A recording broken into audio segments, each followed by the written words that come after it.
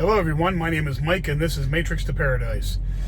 This is the channel that I've created to document my journey from the Matrix, which happens to be working in a tractor trailer, to my journey overseas doing what I want to go do.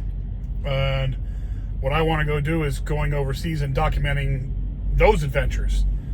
So that would be my paradise. Everybody's paradise differs, but that's mine.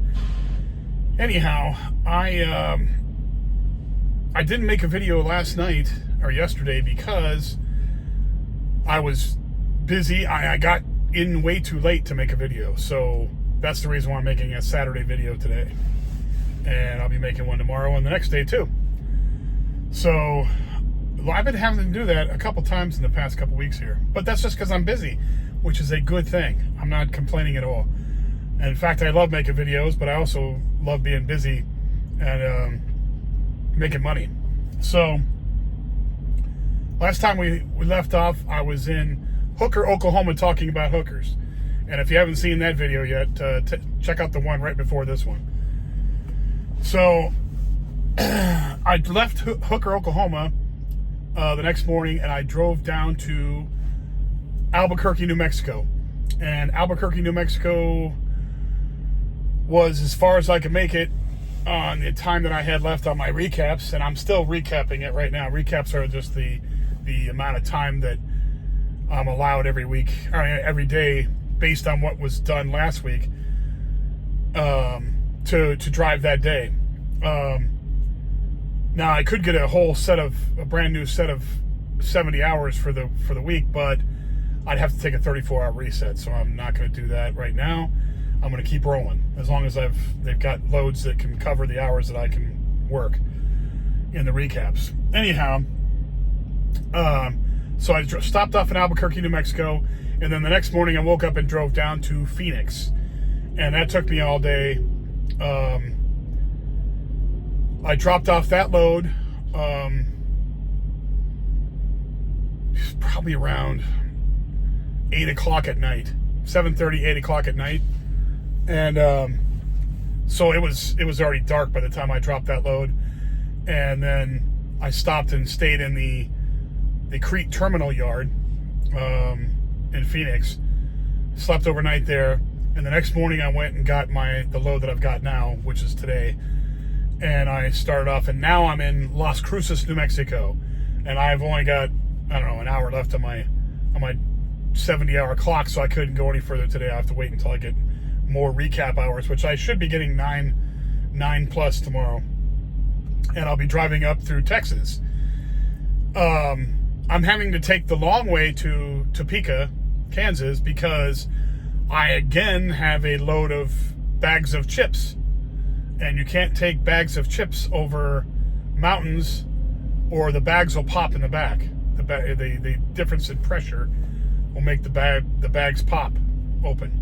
And you don't want that, because then you get stale chips. So it cracks me up that I have to take a low altitude route, which is no big deal. It's more miles. In fact, this load is 1,469 miles.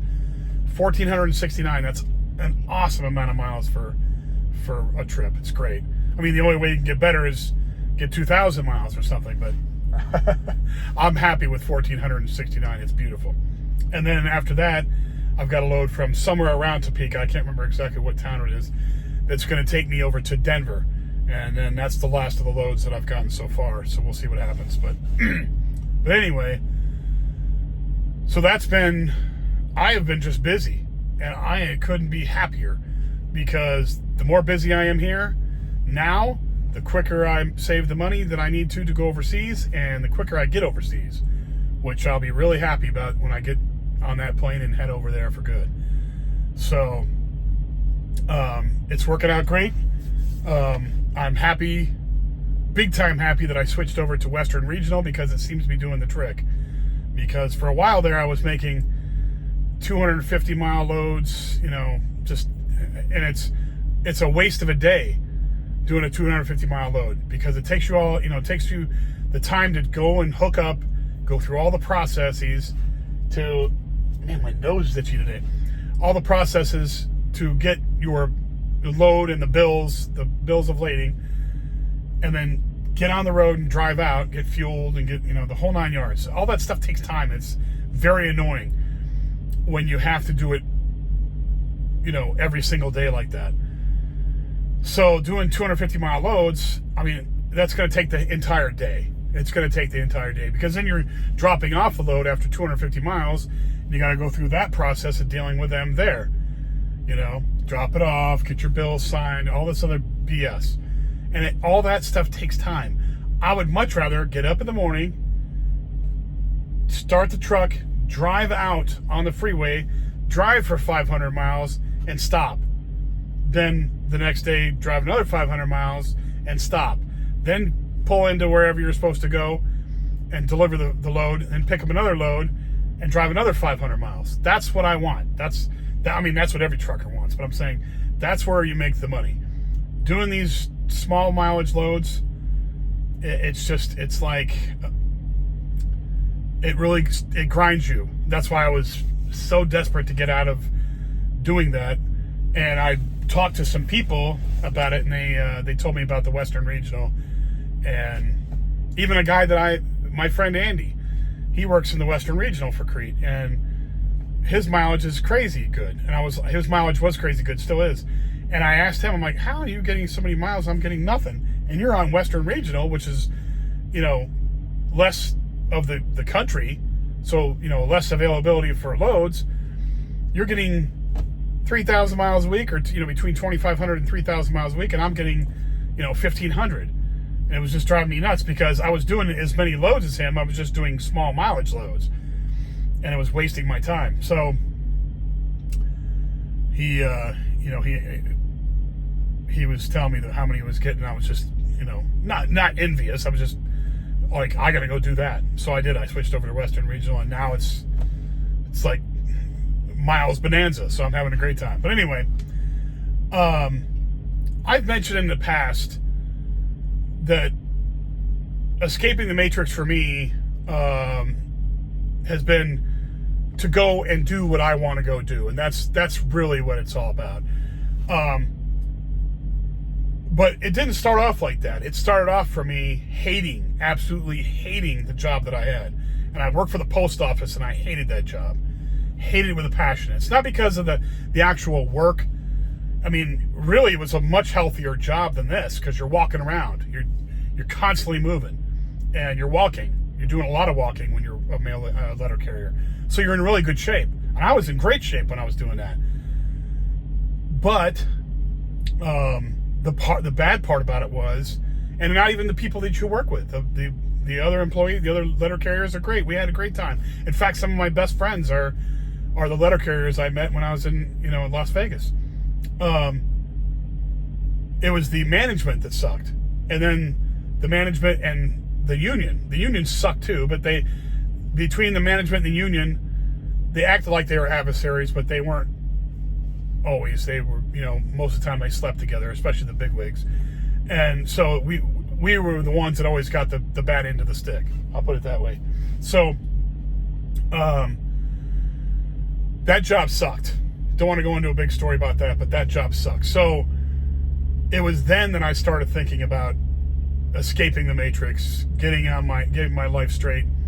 And I had a big chat with my then wife about it, and she was totally against me getting another job.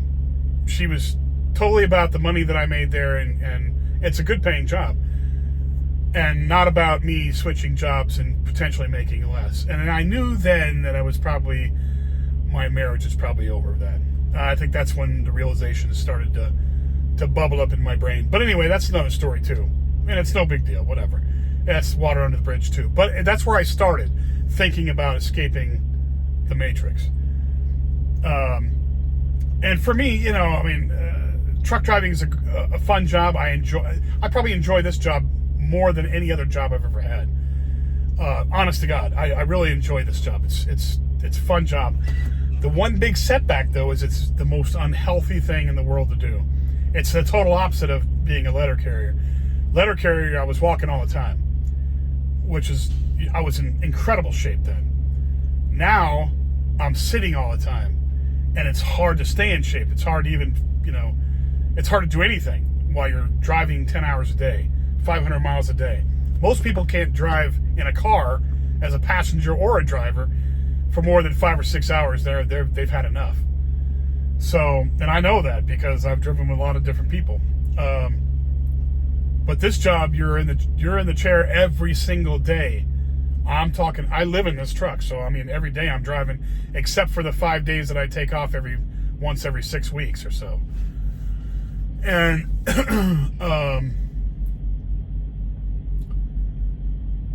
so it's a fun job, but it's a very unhealthy job. I mean, extremely unhealthy. It really is. And even if you try and make it healthy, it's extremely hard. You have to bring your own food, because the food you get at truck stops is, except for they've got these fruit cups and stuff you can get where they have fresh cut fruit that they cut up at the store in the back, in the kitchen area in the back, and they make them in these plastic fruit cups they put in there, and they put all these different fruits in these cups, and you can get fresh fruit. But other than that, I mean, you're eating fast food stuff, Subway or, McDonald's or Wendy's or, Del Taco or something like that. I mean, pretty much that's what's offered, They do have packaged salads. I've been eating a ton of packaged salads lately because I'm trying to lose weight. I'm trying to slim down as much as I possibly can before I go over there. I don't want to be a big chubby fat bastard when I go overseas. I want to be slimmed down. So I'm starting to eat a hell of a lot less calories. And salads, you can only eat a bunch of those, you can only eat those for a while, and then you have to switch to something else. But you don't have to eat a ton of calories. You can cut the calories down. But still, the food you eat is horrible food. It's, it's just garbage food. It's fast food stuff, really. So, and I'm getting to a point here. But the problem is with this job is it is so unhealthy that to do it for any kind of a career, you almost don't want to do this for a long time, like 20-year career, because your health is going to suffer hard. And like I've said before, we get these bereavement notices from our own company, from Crete. They send them on our tablets here, and they give these bereavement messages saying, hey, sorry to inform you, but so-and-so who worked out of whatever terminal, has passed away. If you knew him, you knew he was a great guy, and blah, blah, blah, blah, And, we get these bereavement notices every week, 2, 3, 4 of them a week sometimes. And I just think to myself, my Lord, all these guys, and they're not old. They're not like 80 years old driving a truck. They're in their 60s and their 50s, and it just drives me crazy that these guys are dying like that so young. And the reason why is because of what they're doing. They're eating on the road, living this lifestyle. You get enough sleep, but is it the greatest sleep? Yeah, I get good sleep because I use a CPAP machine. They made me do it, and I didn't think I needed it, but I do get better sleep for it, so I'm not complaining about it. I believe if I could work out all the time like I was when I was working for the post office, I wouldn't even need it, because I didn't need it then. But all these guys are dying off from the bad health that this job, and that happens in this job. And the reason why is just the nature of it. I mean, you're traveling all over the place. It's like being a rock star. How many rock stars, except for Keith Richards and the Rolling Stones, how many rock stars make it that long? They don't. I mean, they die off from, usually they die off from drugs, but, a traveling lifestyle like that, it's horrible. It's horrible on your body. So we get these bereavement notices. Well, there was a popular YouTuber, a guy named Dave McMillan, and I think he was 68 or 69 years old, and he was still driving, as far as I know, and he recently passed away, and he was a big YouTube star, so a lot of truckers know of him. And you think to yourself, wow, somebody like him passes away, It's just, it makes you think about things. You really have to, a lot of times when you're younger, you say, this and that and the other thing, I can blow this off. I don't have to pay attention to this right now, but you do when you get older, especially when you get older. When you start getting into your 50s, you better start thinking about your health. And I'm really thinking about my health now. So now I've got a plan. Like I said, I've got the plan to go overseas and do my thing overseas, which will be a lot more exercise, a lot more gym time, a lot healthier foods, because they don't have all the additives and the great, you go and buy your food in a market, a farmer's market. I mean, I'm talking, this stuff was just picked off the vine or pulled out of the ground, recently. So you're buying foods right then. Chickens that were just taken care of as, defeathered like today. So you go and get, your food from a market, and, as long as you use your brain and you cook it properly, you're not going to have anything to worry about. But they don't have all these additives and preservatives and all this, yellow dye number 5 crap in it that ends up killing you too. They have regular food that was just grown and caught or, butchered right then, like that day or the day before or whatever. So I'm going to eat a lot healthier over there. So, I've got my plan going. A lot of these guys don't have that kind of plan. They've got families, they've got kids. They're trying to save up money so that they can pay off their house, or they can send their kids to college, or, all this kind of silliness. And I think to myself, man, there's got to be a better way. There's got to be some other, don't die when you're 60 years old because you drove a truck since you were 25, and your health went to hell and you died of a heart attack. Don't do that. Find another way. I think if I was here and I had kids and a wife and all that, I would do this long enough until I could save up enough money to buy my own truck. Then I'd probably buy my own truck, find a good broker somewhere, and go run my own loads, and then save up enough money so I could buy another truck, and then I'd probably hire somebody to drive that truck until I could save up enough money to buy another one, and then start my own company, and then hire drivers instead of me driving all the time so I could stay home. And I'd probably do that, not that it would, there's a million people driving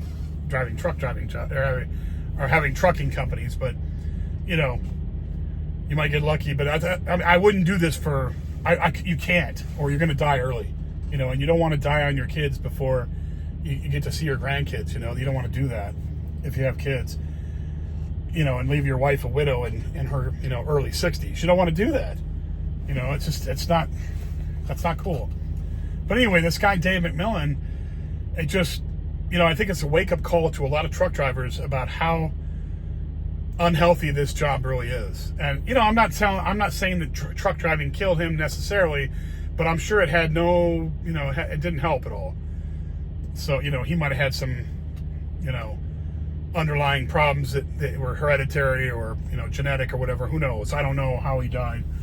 But I know that truck driving didn't help it. And I know that there's a lot of guys, because I see it every week in the bereavement notices, a lot of guys die all the time.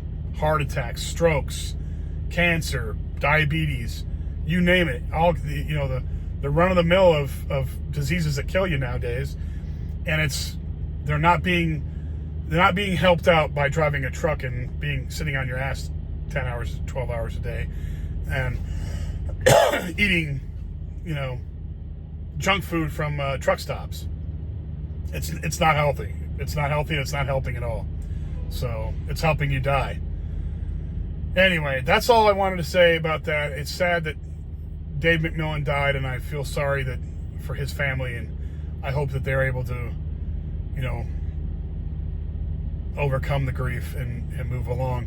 It's just sad. It's just a sad state of affairs. And there's a lot of truck driving families that are putting up with the same thing, grieving the same thing every day because I see it. They send it to us and show us. So anyway, that's all I need to talk about that. My journey is headed straight to getting out of here by next year, and it should happen easily by next summer. So, hopefully spring, maybe summer. It depends on where I'm at money-wise, but we'll see when I get there. Anyhow, thanks for watching, everybody. If you like the videos, please hit the like button on those.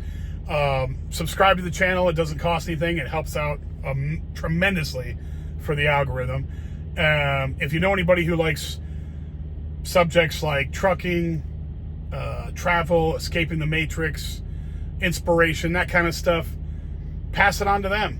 Pass the channel to them and see if they like it, and I would appreciate everything. Anyway, be safe out there, guys. Take care, and I will talk to you tomorrow on Sunday. Bye now.